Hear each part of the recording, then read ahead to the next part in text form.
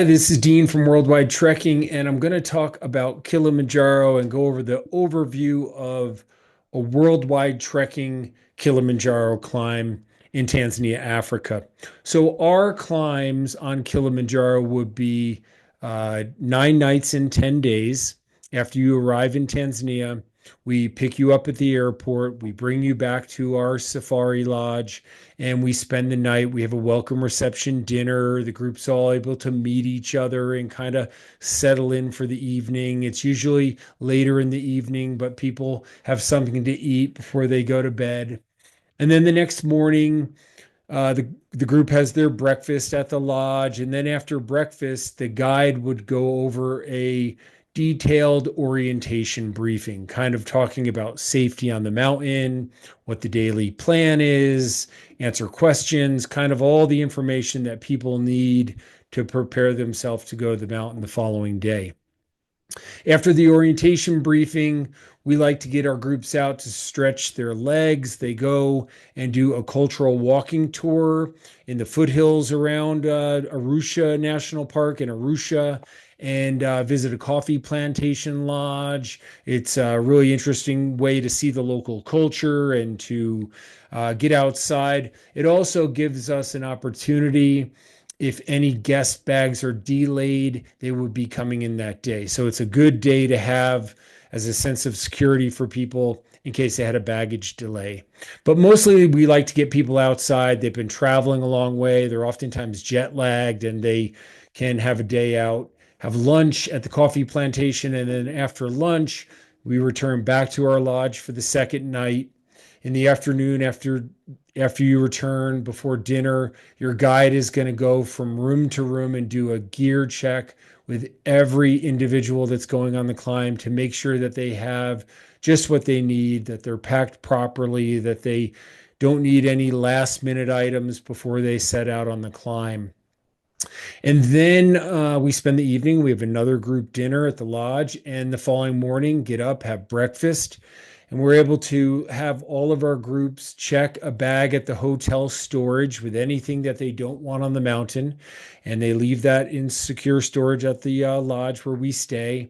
They have their duffel bag, which needs to weigh 40 pounds or less to go on Kilimanjaro. That's carried by a porter each day. And then they're going to have their day pack, and they have gone over everything they need in the day pack and how to prepare for that first day at the orientation briefing. And we set out for the gate. We get to the gate as a group. Our entire team is there weighing in and getting ready to bring all of the supplies and gear. And you can imagine if we have 14 people on a climb, we have a massive size group of local support team. And that local support team consists of guides, cooks, waiters, tent crew, toilet attendants, porters, people carrying all of the different supplies to help us achieve this adventure. So once they're all weighed in, we then sign in with the Park Service and we set out. We set out for 6 nights on the mountain. And the typical day on the mountain, as we set out, we walk, we make our way up through the first day, we stop for lunch. At Worldwide Trekking, we're going to set up the table and chairs and even the dining tent every day for lunch so people can have a good rest, a good lunch, and prepare to continue on in the afternoon. As they continue on in the afternoon, we arrive at camp. When we arrive at camp, our tents are all set up. We have a dining tent, table, chairs. The dining tent is a large dome tent with a floor in it, and solar lighting, and plenty of space for our groups. We have very good meals and a well thought out meal plan on the mountain that's very important.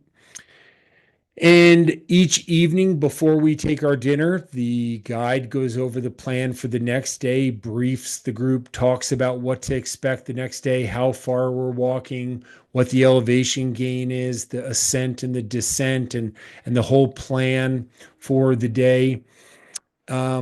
We also provide washing water each evening when you arrive at camp. Typically, climbers are going to change from their sweaty trekking clothes to something comfortable to wear for the evening, come and have dinner, turn in for the night. And then in the morning, we'll have let the group know when we're going to do what we call a morning call. And the morning call is basically us coming around, shaking the tent, the guide and the waiters, and the guide's going to check and make sure people are comfortable and had a good night's sleep or answer any questions as they wake up. And then the waiters are going to provide a hot drink, coffee, tea, hot cocoa, whatever they need or ask for into their tent, which is really nice as they wake up in their sleeping bag. Shortly after that, we're going to bring around a hot bowl of washing water. And then after we bring around the washing water, we'll let people know breakfast is going to be in a half hour. And as we're going through that process, the group is usually packing up their personal items, packing up their duffel bag, and getting it in the vestibule of their tent so their porters can come over and take it. And while we're in having breakfast, the tent crew can take all the tents down. Then after breakfast, we leave a couple toilets up. The group can use the toilet. And then before we set out for the day, we have our day pack. Our porter now has our duffel bag. All of the crew has the supplies for the mountain. And we make our way on through the day and stop for lunch, make our way to camp that evening. And that process is typically the same day after day through the eco changes of the first 4 nights. Then on our fifth night, we arrive at our highest camp. That camp is at 16,000 feet. And this evening, we're going to set out for the summit on Kilimanjaro. We're going to go from 16,000 feet to 19,341 feet. We're going to leave sometimes in the midnight hour. It depends on the group. When I'm guiding, it depends on how fast my group is moving and what time I want to give them to allow them to leave in the middle of the night, go over the plan before dinner, make sure everybody's prepared for the climb, all their questions are answered, and they're ready for the high altitude and the night through the dark, so we can summit sometime around 7 o'clock the next morning. So the idea is that we leave around midnight, and through all the nighttime hours, we're making our way up to what they call Stella Point. It's the rim of the crater on Kilimanjaro. And I usually try to get us right up to Stella Point just before sunrise. And then as we're making our way that last hour or so from Stella Point up to Uhuru Peak at 19,341 feet, the sun's coming up, the sun's up, and we're at the higher altitude at this point. And as the sun comes up, of course, it gets much warmer. And that's much more comfortable because then when we stop on top, we have time to take all of our photos and celebrate up there as a group and individuals and see the sunrise over the African plains and the big diamond shape that the mountain casts in its shadow. It's just an incredible experience. Then after we have our time on top, we make our way down to the high camp. Usually we're getting down to the high camp around 10, 10:30, 11 o'clock sometimes. And when we get to the high camp, we let the group take a nap for an hour or so. After their nap, the guide will go around and wake up the group, get them up. They'll kind of change out of their warm clothes from the summit night to more comfortable clothes for the descent down onto our last camp. We'll get up, we'll have lunch. After lunch, we'll make our way down to our final camp at just over 12,000 feet and have our last night on the mountain. Then the final morning, we get up and the group victoriously walks off the mountain from the final camp, the Millennium Camp in our case, down to the Mweka Trailhead. We say goodbye to our team. We do a tipping ceremony.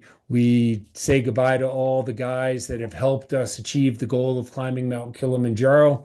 And then we make our way from the trailhead back to the lodge where we started. We spend another night in the lodge, and that night we celebrate with a private group celebration barbecue dinner, which is always really fun. People are ready for a hot shower and a lodge meal and a nice bed to relax in after their climb on Kilimanjaro. So that works out really well.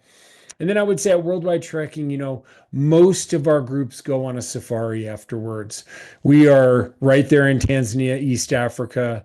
We are just steps away from the Serengeti National Park and the Ngorongoro Conservation Area and the Tarangire and Lake Manyara National Park, some of the most premier wild game parks in Africa. And to do a 4-day safari after a Kilimanjaro climb is a great way to celebrate. Most of our groups go on a 4-day safari. They spend 3 nights staying in beautiful lodges in the parks and seeing a variety of animals and local cultures before making their way back to the lodge to retrieve their duffel bag from the mountain, head to the airport, and their international flight home. We also offer some options to go to Zanzibar Island or mountain gorilla tracking in Rwanda, and they're all things that we can discuss if you're coming on a climb with us. But Kilimanjaro is an absolutely incredible accomplishment for people. It's something that they work very hard for, and it's something that they can be very proud of. So if you have any questions about climbing Kilimanjaro, we're here to help at Worldwide Trekking and see you climb to the roof of Africa in Tanzania. Thanks for watching. Like, comment, and subscribe, and contact us if you have any questions. It really helps us out.